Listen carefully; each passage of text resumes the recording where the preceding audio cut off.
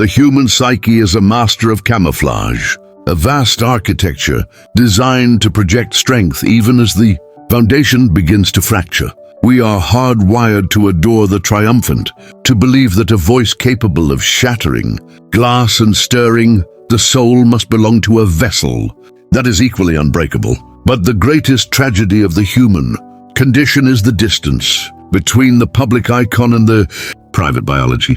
On February 11, 2012, at the Beverly Hilton Hotel in Los Angeles, that distance finally collapsed. The silence in Suite 434 was not the peaceful quiet of a resting legend. It was the heavy, clinical stillness of a body that had simply run out of ways to survive. There were no shouts, no dramatic struggles, just a bathtub of lukewarm water and a woman who had spent decades carrying the weight of a world that refused to let her be anything less than perfect. To understand how the most celebrated voice of a generation ended in such profound isolation, we must look past the headlines and the rumors. We must look at the data written into the skin, the lungs, and the blood. The medical truth is a far more honest witness than the tabloids ever were.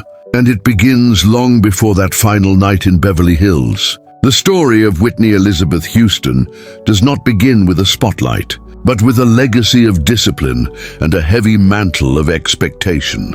Born into a lineage of gospel royalty, she was raised in the crucible of the New Hope Baptist Church in Newark, New Jersey. From her earliest years, she was a creature of the choir loft, mentored by a mother, Whitney Houston, whose standard for vocal excellence was nothing short of perfection. In this environment, singing was not merely an art form, it was a physical and spiritual duty. To miss a note was a failure of character. To lose control of the breath was a lapse in discipline.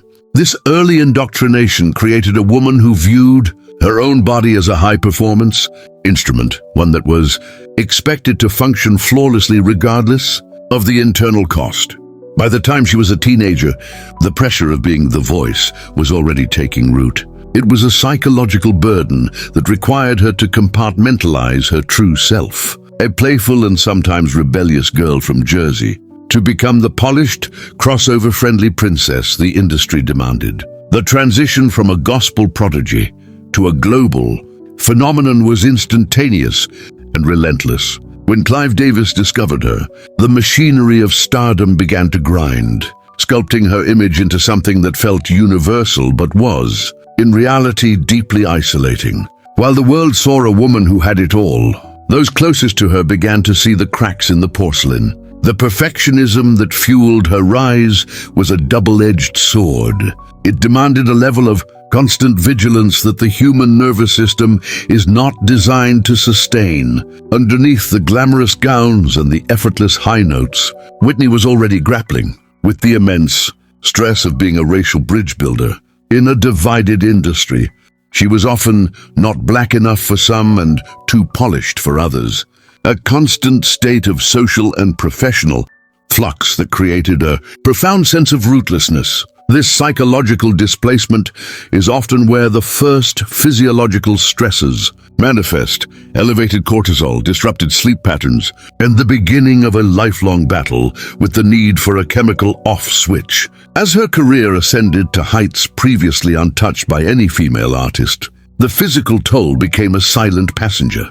The sheer physics of her vocal performance, the power required to sustain those iconic power ballads, placed a massive strain on her respiratory system and her heart rate. A Whitney Houston performance was an athletic feat, leaving her physically depleted and emotionally raw. In the quiet moments after the stadium lights dimmed, the adrenaline did not simply dissipate.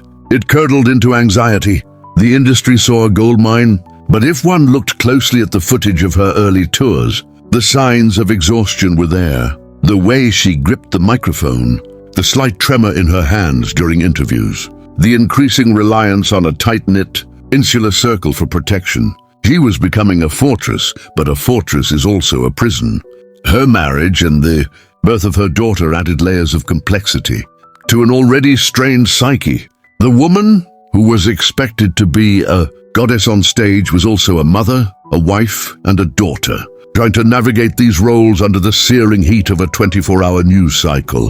The trauma of her childhood, growing up in the shadow of a mother's high expectations, and the complexities of her family's private life began to merge with the adult trauma of being a hunted woman. Every move was scrutinized. Every weight fluctuation was a headline. This environment does not breed health. It breeds survival mechanisms. We see the beginning of a shift here, not a sudden plunge into darkness, but a slow, rhythmic erosion of the self. The vibrant, healthy girl from Newark was being replaced by a woman who looked at her own reflection and saw a product. There is a specific kind of loneliness that comes with being the primary provider for an entire ecosystem of people. Whitney was not just a singer, she was an economy. This pressure to perform, to keep the lights on for everyone else, meant that she could never truly stop to address the creeping fatigue or the psychological wear and tear. Even in these early golden years, there were whispers of illnesses that forced tour, cancellations, episodes of laryngitis that were perhaps more about the body's refusal to participate in its own exploitation than they were about a simple virus. The foundation was being stressed. The internal organs were absorbing the impact of a decade of relentless output, and the mind was looking for a way to quiet the noise. Something was wrong beneath the surface, a quiet dysfunction that the world chose to ignore as long as she could. Still hit the high note, but the body, unlike the public, does not forgive, and it does not forget. It keeps a ledger of every sleepless night, every suppressed emotion, and every chemical intervention, waiting for the day the debt comes due. The transition from being a guarded icon to a woman in visible physical distress was not a sudden fall, but a slow, agonizing unraveling of the biology that had once seemed supernatural. By the late 1990s and early 2000s, the voice had begun to change, losing its crystalline clarity and taking on a raspy, labored quality that spoke of more than just overuse. To the medical observer, this was the first evidence of systemic physiological decline. The human body is a finite resource, and Whitney Houston had spent decades overdrawing from its accounts. The relentless cycle of world tours, the chronic lack of restorative sleep, and the atmospheric pressure of her public life had pushed her into a state of chronic sympathetic nervous system activation, a perpetual fight or flight mode that wreaks havoc on the heart, the lungs, and the digestive system. It was during this middle chapter of her life that the medical interventions shifted from proactive to reactive. The physical pain was no longer just an abstract byproduct of fame. It was a daily reality. Years of performing in high heels on hard stages had resulted in back and joint issues, while the constant need to be on led to the introduction of various prescriptions designed to manage both anxiety and physical discomfort. This is the dangerous crossroads where many elite performers find themselves. The body is screaming for rest, but the contract demands a performance. To bridge that gap, the medicine cabinet becomes a tool of the trade. We began to see the external manifestations of this internal struggle in her physical appearance. The dramatic weight loss, the sallow skin, and the erratic movements were not merely behavioral issues as the tabloids claimed. They were the clinical signs of a body suffering from severe nutritional deficiencies and the toxic stress of chemical dependency. One of the most significant yet often overlooked factors in her decline was the impact of chronic smoking on her respiratory and vocal health. For a singer of her caliber, the lungs are the engine. The introduction of heated toxins into the delicate tissues of the throat and lungs created a cycle of inflammation that the body could no longer repair in the brief windows between shows. This led to a thickening of the vocal folds and a decrease in lung capacity, forcing her to work twice as hard to produce half the power. This increased physical exertion placed an even greater strain on her cardiovascular system. By the time of her 2001 appearance at the Michael Jackson 30th anniversary special, the world was shocked by her frail frame. It was a visual representation of a woman whose metabolism was being consumed by the very fire that had made her a star. The psychological decline was equally devastating, characterized by an increasing sense of isolation. As she pulled away from the public eye, her world shriveled to a small circle of enablers and family members, creating a feedback loop that prevented any real medical intervention.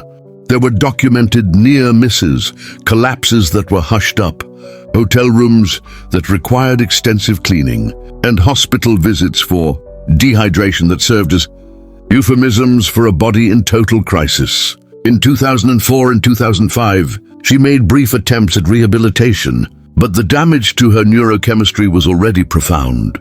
The brain's reward system, once stimulated by the natural high of a standing ovation, had been hijacked by substances that provided a temporary, artificial peace. As we moved toward the final years, the episodes became more frequent and harder to hide. During her final world tour in 2010, the Nothing But Love tour, the physical toll was undeniable. On stage in Australia and Europe, she appeared disoriented, unable to catch her breath, and frequently forgot lyrics she had sung for 30 years. This wasn't just a lack of preparation. It was cognitive interference, the brain's ability to process information and coordinate. The complex motor skills required for singing was being compromised by years of substance use and the cumulative effects of chronic stress. Her heart, meanwhile, was undergoing silent structural changes. Chronic use of stimulants and the stress of repeated withdrawals lead to a condition known as left ventricular hypertrophy, the thickening of the heart muscle. This makes the heart less efficient, forcing it to work harder to pump blood and setting the stage for a sudden cardiac event. In the weeks leading up to that final night in February 2012, those around her reported a woman who was a shadow of her former self. She was seen at various pre-Grammy events looking disheveled, her behavior described as erratic and hyperactive. To a clinician, this looks like the manic phase of a cycle, often followed by a deep, crushing depression. She was reportedly seen with blood on her leg and scratches on her wrist. After a night at a club, small, unsettling signs that her coordination and self-regulation were failing. Her body was a house of cards, held together by sheer will and a cocktail of medications, designed to keep the anxiety at bay. The mystery wasn't that she was struggling. The mystery was how she was still standing at all. The stage was set for a tragedy that was years in the making, a culmination of physical neglect and psychological exhaustion that would eventually find its end in the quiet, humid air of a hotel bathroom. The body had reached its breaking point, and the silence was about to become permanent. The transition from the vibrant energy of pre-Grammy festivities to the absolute stillness of Suite 434 was a matter of minutes, yet it represented a journey decades in the making. In the late afternoon of February 11, 2012, Whitney Houston retired to her bathroom to prepare for a gala. When her assistant returned to the room, the absence of sound was the first indicator that the world had changed. There were no splashes, no humming, no voice. Upon discovery, Whitney was found submerged face down in the bathtub. The water was still warm, recorded at approximately 93.5 degrees Fahrenheit even after the passage of time, a temperature that would become a clinical data point in the reconstruction of her final moments. There was no evidence of foul play, no signs of a struggle. The scene was one of a quiet, accidental slip into the deep, the final chapter of a woman who had spent her life trying to stay afloat. As the body was transported to the Los Angeles County Department of Medical Examiner Coroner, the investigation shifted from the emotional to the empirical. An autopsy is not merely a search for a cause of death. It is a biography written in tissue and bone. The findings were stark and told a story of a body that had been fighting a losing battle against its own environment. The medical examiner noted several key physical markers that debunked the tabloids, more sensationalistic claims while confirming a grim reality. Her body bore the scars of her history, a perforation of the nasal septum, a direct physical consequence of long-term substance use, and evidence of mild emphysema, which had quietly stolen the breath required to sustain her legendary notes. The most significant finding, however, was in the cardiovascular system. The autopsy revealed atherosclerotic heart disease characterized by a 60% narrowing of her arteries. This is a condition typically associated with much older patients or those under extreme chronic physiological stress. The heart muscle itself showed signs of thickening, specifically in the left ventricle. This meant that even without any external factors, Whitney's heart was a ticking clock, struggling to pump blood through a system narrowed by years of strain. This underlying cardiac pathology was the silent foundation upon which the final tragedy was built. When the heart is this compromised, the introduction of any sedative or sudden shift in blood pressure can trigger a fatal cardiac arrhythmia, a malfunction of the heart's electrical system that causes it to stop beating effectively. Toxicology reports provided the final objective pieces of the puzzle. The screening found a cocktail of substances in her system, including diphenhydramine, an antihistamine, alprazolam, an anti-anxiety medication, cyclobenzaprine, a muscle relaxant, and marijuana. While these levels were not necessarily lethal on their own, they created a synergistic effect, depressing the central nervous system. Most critically, the presence of metabolites indicated recent cocaine use. To a heart already 60% blocked and structurally weakened, cocaine acts like a lightning strike on a crumbling building. It causes a sudden spike in blood pressure and heart rate, demanding more oxygen than the narrowed arteries can provide. The medical examiner concluded that this combination triggered a cardiac event while she was in the tub, causing her to lose consciousness and slip beneath the water. The official cause of death was listed as drowning due to the effects of atherosclerotic heart disease and cocaine use. This was not a death of choice, but a death of circumstance, the accidental result of a body pushed beyond its biological limits. It was a clinical convergence of a weakened heart, a sedated nervous system, and a sudden, acute stressor. The autopsy effectively silenced the rumors of suicide or homicide, replacing them with the far more poignant truth of a woman whose physical vessel simply could not keep up with the demands placed upon it. The medical data reveals a woman who was physically much older than her, 48 years, her organs bearing the silent weight of a life, lived in the searing heat of global scrutiny. In the aftermath, the legacy of Whitney Houston underwent a profound transformation. The focus shifted away from the troubled diva narrative of the early 2000s and back toward the sheer, undeniable magnitude of her contribution to music. Her death became a catalyst for a deeper conversation about the lack of support systems for high-level performers and the predatory nature of fame. We began to understand that her voice was not just a gift to the world, but a heavy burden for the woman who carried it. She had broken barriers of race and genre, paving the way for every female artist who followed.